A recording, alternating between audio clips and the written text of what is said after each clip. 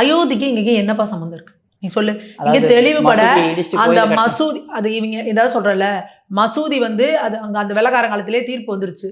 இன்னொன்னுமே நாங்க சொல்றோம் வெள்ளக்காரங்க நமக்கு ஏதாவது நல்லது பண்ணுவான்னு நினைக்கிற நீ இல்ல நம்ம கிட்ட இம்புட்டு ஆதாரம் கேட்கறாங்களே இந்த பகுத்தறிவு புண்ணாக்குகள்லாம் இவங்க கேட்க வேண்டியதானே. சிக்கந்தர் பாதுஷா யாரு? அவர் இங்க ஒரு தியாகியா? நமக்கு ஏதாவது வாழ்வு கொடுத்தாரா? ராஜராஜ சோழன் மாதிரி நம்மள ஆண்ட மன்னனா? அவர் யாரு?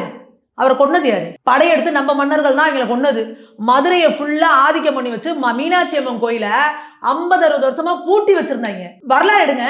நம்ம கோவிலை பூட்டி வச்சு விளக்கெரிய விடாம அந்த கோவில இருக்க நகை நட்டி எல்லாத்தையும் கொள்ளை அடிச்சுட்டு போய் அங்க செருப்பு காலோட அந்த கோயிலுக்குள்ள போய் அந்த கோவிலை வந்து ஒரு கிடங்கா போட்டு வச்சிருந்தாங்க.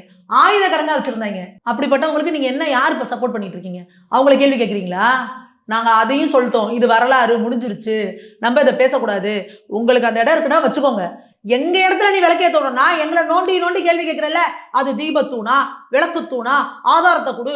சங்க இலக்கியத்துல இருக்கா? சங்க இலக்கியத்துல சிக்கந்தர் பாதுஷா இருக்காரா? சங்க இலக்கியத்துல அந்த மலை மேல தர்கா இருக்கா?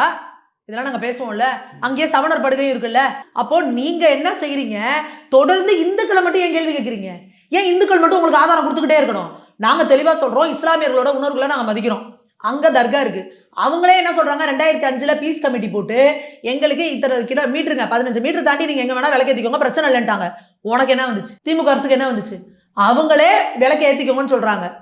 நீங்க இந்த குதிக்கிறீங்கன்னா அப்போ உங்களோட இது என்ன? நீதிபதிகள் சொன்ன போல அல்டீரியர் மோட்டிவ்.